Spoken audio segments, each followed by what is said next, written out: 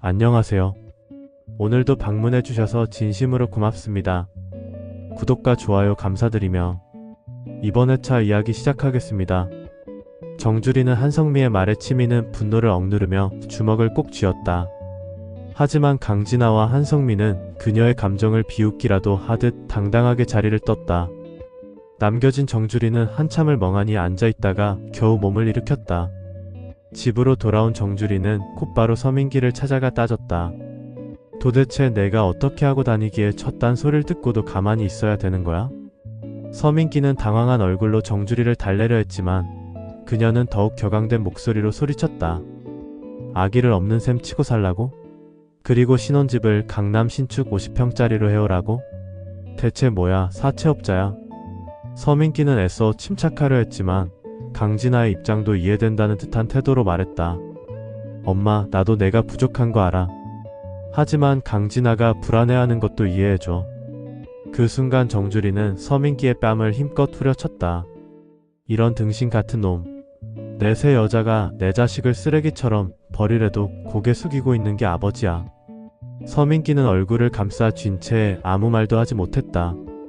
한성미는 자신의 집으로 돌아와 누군가와 전화를 하고 있었다. 응, 내가 그쪽에 땅 사놓은 거 말이야. 강남 쪽 개발 들어가면 곧 가격 뛴다며? 그러니까 우리 강진아 결혼할 때쯤이면 딱이네.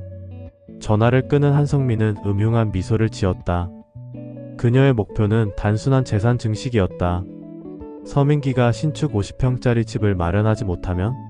그러면 결혼도 없던 일이 될 것이고 강진아는 더 좋은 상대를 찾을 것이었다. 서민기 같은 이혼남이 우리 강진아를 차지할 수 있다고 생각했나? 웃기고 있네.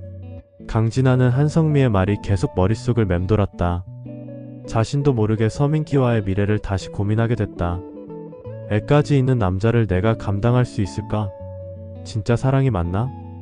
그녀는 거울을 바라보며 자신에게 물었다. 그러다 한 가지 결정적인 생각이 들었다. 혹시 내가 서민기를 너무 쉽게 생각했던 걸까? 그녀는 불안했다. 하지만 그 불안은 어느새 서민기에 대한 의심으로 변해갔다. 혹시 민기가 진짜로 우리 집 재산을 노리고 있는 건 아닐까? 정주리는 가만히 있을 생각이 없었다. 한성미의 말을 곱씹으며 그녀의 뒷조사를 시작했다. 며칠 후 그녀는 충격적인 사실을 알게 됐다. 한성미가 부동산 투기와 관련된 수상한 거래를 하고 있었던 것이다. 강진아를 이용해 돈을 불리려는 수작이었어. 정주리는 이를 서민기에게 알렸지만 그는 쉽게 믿으려 하지 않았다. 엄마, 설마 그럴 리가 있겠어? 진아 어머님이 우리한테 왜 그래? 정주리는 비웃듯 말했다. 그래, 그럼 믿지 마라. 하지만 내가 능력이 안 되는 걸 알면 강진아는 널 떠날걸? 며칠 후 서민기는 강진아와 다시 대화를 나눴다. 그런데 분위기가 이상했다. 민기씨, 나 사실 조금 생각할 시간이 필요할 것 같아. 무슨 뜻이야? 우리 결혼 다시 고민해보고 싶어. 서민기의 얼굴이 굳어졌다. 그는 뭔가 잘못됐다는 것을 직감했다. 이제 서민기는 선택의 기로에 놓였다. 강진아를 믿고 결혼을 강행할 것인가? 아니면 현실적인 것만 생각하고 결혼은 안 하는 게 맞는 것인가? 그가 어떤 선택을 하든 돌이킬 수 없는 일이 벌어질 것이었다. 한편 늦은 밤 구름이는 평소보다 유난히 칭얼대며 잠을 설쳤다. 평소와 다른 아이의 상태에 맹공이는 신경이 곤두섰고 결국 이마에 손을 올려보니 불덩이처럼 뜨거웠다. 심상치 않은 열기에 공이는 당황했고 얼른 해열제를 먹이려 했지만 구름이는 약도 삼키지 못할 정도로 축 처져 있었다. 이대로 두면 안 되겠어. 공이가 초조한 마음에 핸드폰을 들고 병원 응급실을 검색할 때 마침 퇴근 후 남아있던 구단수가 집에 왔다. 공이의 다급한 얼굴을 본 단수는 단번에 상황을 파악했다. 구름이 왜 그래? 열이 너무 심해. 움직이기도 힘들어 보이고. 공이의 떨리는 목소리에 단수는 한치의 망설임도 없이 구름이를 번쩍 안아 올렸다. 그리고는 그대로 등을 돌려 아이를 등에 업었다. 이럴 때는 빨리 병원으로 가야 해. 내가 업고 갈 테니까 너는 가방 챙겨. 말을 마치자마자 단수는 주저없이 뛰기 시작했다. 공이는 아이를 업고 전력으로 달리는 그의 뒷모습을 보며 왠지 모를 안도감과 따뜻한 감정을 느꼈다. 평소 능청스럽고 장난스러웠던 그가 지금은 누구보다 진지하고 든든한 모습이었다. 바람을 가르며 달리는 단수의 등에 구름이는 힘없이 기댔고 공이는 그 뒤를 따라 필사적으로 달렸다. 병원에 도착하자마자 단수는 숨을 헐떡이며 구름이를 간호사에게 넘겼고 급히 의료진이 아이를 진료실로 데려갔다. 이제 괜찮을 거야. 단수는 땀을 닦으며 공이를 바라보았고 공이는 그런 그를 가만히 응시했다. 단수가 보여준 모습이 가슴 깊이 새겨지는 순간이었다.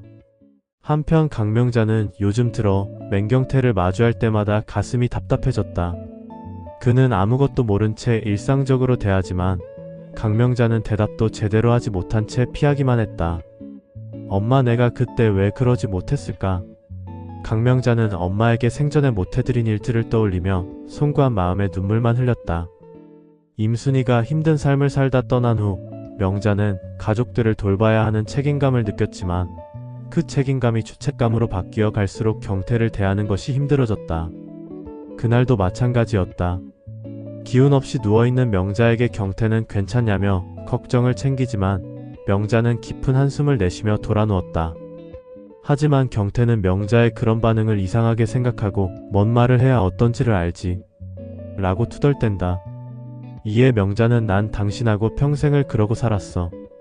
이젠 내 맘 알겠네 라며 대꾸한다. 명자는 무거운 마음으로 그저 땅이 꺼져라 한숨만 계속 쉴 뿐이었다. 한편 몇 주간 골머리를 썩였던 가품 문제는 결국 구단수와 맹공이의 철저한 조사와 대응으로 해결되었다. 문제의 원인을 밝혀내고 관계자들에게 적절한 조치를 취한 후 드디어 한숨 돌릴 수 있게 되었다. 이제야 숨 좀 돌리겠네. 그러게. 그래도 단수 내 덕분에 일이 잘 마무리됐어. 공이는 가볍게 웃으며 단수를 바라보았다. 오랜만에 편안한 분위기 속에서 나란히 걷고 있는 두 사람. 하지만 그런 평온함도 잠시 저 멀리에서 걸어오는 익숙한 두 사람을 발견하곤 긴장감이 감돌았다. 바로 황익선 회장과 서덕수 이사였다. 황 회장은 먼발치에서 다정해 보이는 단수와 공이를 보며 서덕수에게 묻는다. 저기 여사원은 얼마 전에 자네 아들 민기랑 결혼한 세댁 아니가? 이에 난처해하며 서덕수가 대답한다. 네, 맞습니다. 그런데 얼마 전 이혼했습니다. 이 말에 황 회장은 뭐? 그새? 하며 눈을 크게 뜨고 의아해하는 표정이었지만 그닥 관심이 없는 터라 더 이상 묻지 않았다.